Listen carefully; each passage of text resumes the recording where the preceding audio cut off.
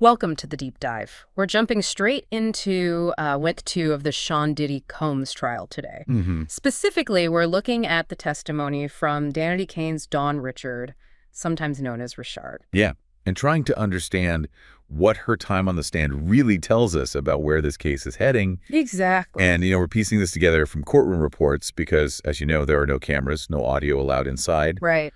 So Dawn Richard finished her direct examination, and then Cassandra Ventura's former friend, Carrie Morgan, took the stand. Okay. So our goal here really is to get past the headlines. We want to understand, the core of her allegations, how the defense fought back, and what the vibe is. Right. What this all might mean.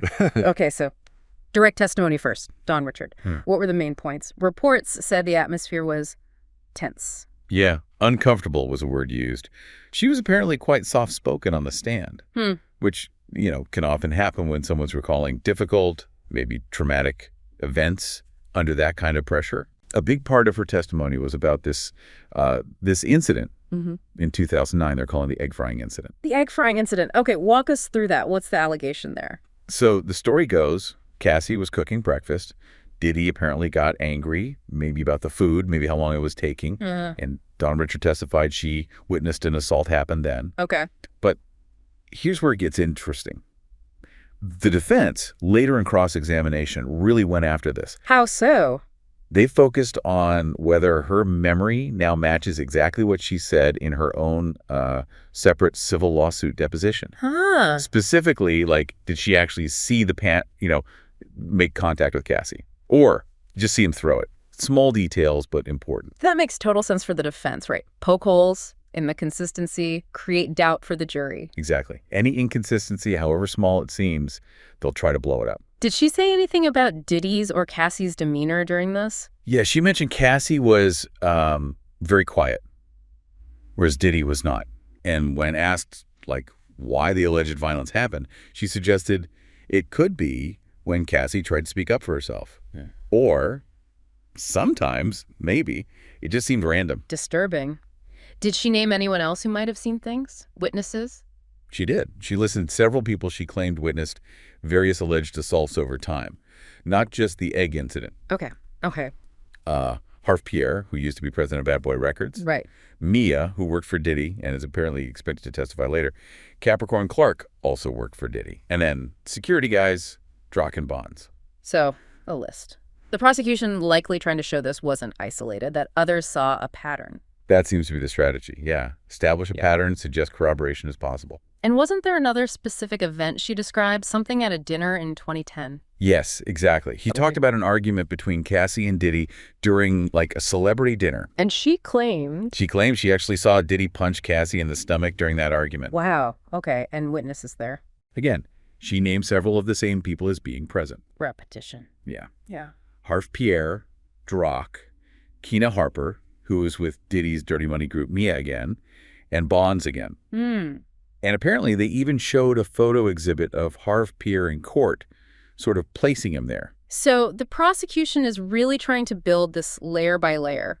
Specific incidents, potential witnesses named for each. Seems like it. Methodical. And then the Central Park Festival incident, or around the same time. Yeah, the year wasn't specified, but it seemed to be around that 2010 timeframe. This was another alleged physical assault on Cassie. Okay. This time while they were getting ready for a Diddy's Dirty Money performance. And what did Richard say happened? She testified that Cassie came to her and Keena Harper in the bathroom looking for help. Oh, wow. And the detail that stuck out from reports was that they all just sort of put on sunglasses afterwards and went out like nothing happened, while Cassie was supposedly trying to hide injuries. That paints a really bleak picture, that pressure to maintain appearances. Definitely underscores that element. Okay, so that covers the main points from her direct examination. Then the defense gets their turn. Cross-examination, led by Nicole Westmoreland. What was their approach? Well, it seemed pretty multi-pronged, but the core goal was clearly to challenge Dawn Richard's credibility and her motives. How'd they start? Right away, they brought up her own civil lawsuit against Diddy. Ah, okay. Asking about the demand letter her lawyers sent. It's a classic move. Imply the witness has a financial reason to testify a certain way, bias.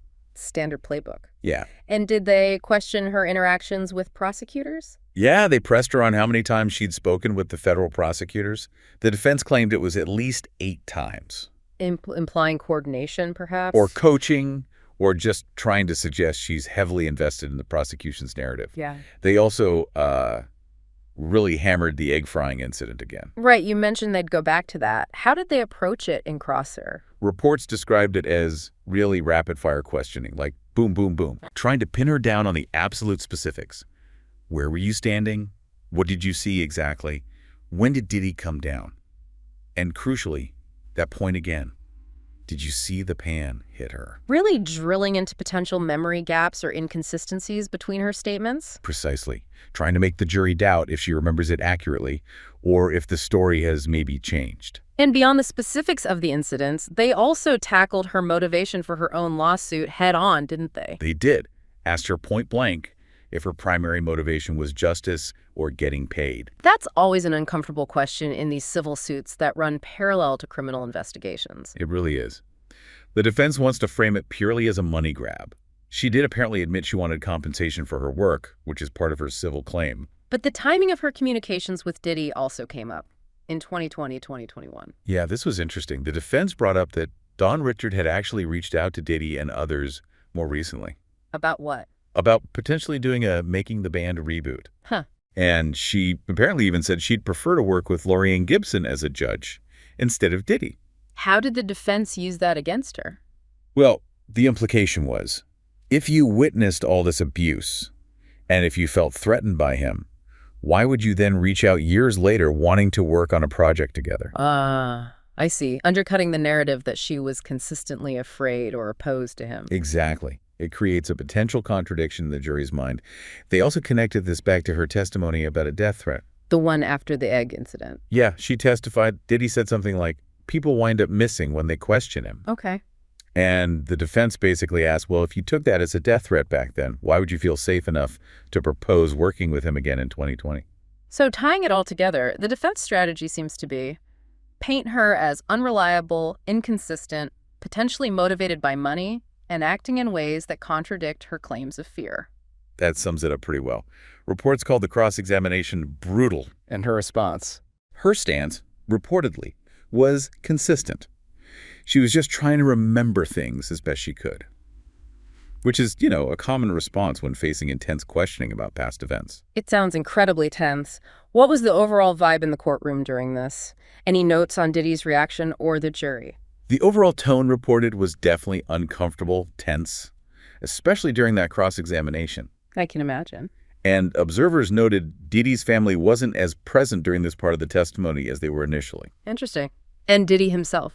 He apparently seemed relatively unfazed, engaging with his lawyers, sort of business as usual from the descriptions. And the prosecution, how do they typically respond after a tough cross like that? It was mentioned they were trying to tighten everything up. Yeah, that usually means redirect examination. Okay. So after the defense finishes, the prosecution gets another chance to ask the witness questions. They'll try to let her clarify things the defense might have twisted, explain any apparent inconsistencies, maybe provide more context to rehabilitate her testimony for the jury.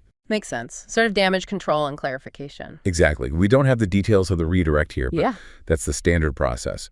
It's also worth circling back to that public reaction you mentioned, the YouTube poll. Right, showing a big chunk of viewers saying the trial had changed their view of Diddy, mostly negatively. Yeah, 56% I think it was. It just shows how impactful this testimony is, even outside the courtroom walls. The narrative battle is happening in public too. Absolutely. And that broader discussion online also hit on those recurring themes, like the money aspect of the civil suits. Cassie's settlement, Don Richard wanting compensation. The defense will lean into that, suggesting it's all about the money. It's just expected. It is. And the counter-argument being that seeking damages is a valid response to being harmed, and it doesn't automatically negate the truthfulness of the underlying claims, but it's a line the defense will keep pushing. The discussion also tackled that really difficult question. Why didn't they report sooner? Why stay? Questions often thrown at alleged victims. Yeah, and that's such a critical point for the prosecution to address. They often bring in context about trauma, maybe PTSD, how memory can work, the cycle of abuse. Things that might explain delayed reporting or staying in a situation. It's complex. Very. And then, of course, the defense can counter by questioning the reliability of memories that emerge later, especially if therapy was involved. Gets into really sensitive territory. For sure. Was there any talk about a plea deal being possible at this stage? It came up. Technically, a plea deal is almost always possible until a verdict. Right. But whether it's likely, that often depends on how confident the prosecution feels. If they believe they have a strong case, especially with more witnesses expected. They might be less willing to offer a favorable deal. Exactly. Their leverage increases if they feel good about their chances at trial. And finally, the idea of a mental health defense came up briefly. Sociopathy, narcissism. Yeah, someone asked about that. The legal analyst view seemed to be that diagnoses like sociopathy or narcissism generally aren't a legal defense for these kinds of charges. They don't typically negate criminal intent in the eyes of the law. Okay. And the idea of blaming it on, say, drug-induced violence was also seen as pretty weak. Why is that? Mostly because the alleged abuse spanned such a long period. It's harder to argue it was all just drug-fueled episodes when the person was also, running successful businesses simultaneously. Right, maintaining that high level of function elsewhere. Exactly. It kind of undermines the argument that drugs were solely responsible for specific violent acts over many years. Okay, so bringing this all together, Don Richard's testimony laid out some very serious allegations, specific incidents, named potential witnesses. But the defense hit back hard, focusing on inconsistencies, her own lawsuit, her motivations, her later contact with Diddy, really aiming to shred her credibility. Absolutely. It's a clear clash of narratives playing out. You have the direct testimony painting one picture, and the cross-examination trying to dismantle it piece by piece. So it really feels like, at this stage anyway, a lot hinges on how the jury perceives her. Her credibility seems central. Totally. Do they believe her account even with the inconsistencies the defense highlighted? How do they weigh her potential motives versus the substance of her claims? These are the absolutely crucial questions right now. It definitely leaves us, and likely the jury, with a lot to weigh. Thinking about the public reaction, the legal strategies, what do you see as maybe the biggest challenge for either side moving forward in this trial? That's a tough one. And maybe what part of this testimony or the whole context around Don, Richard, and Cassie resonates most with you personally and why? It feels like there are so many layers here.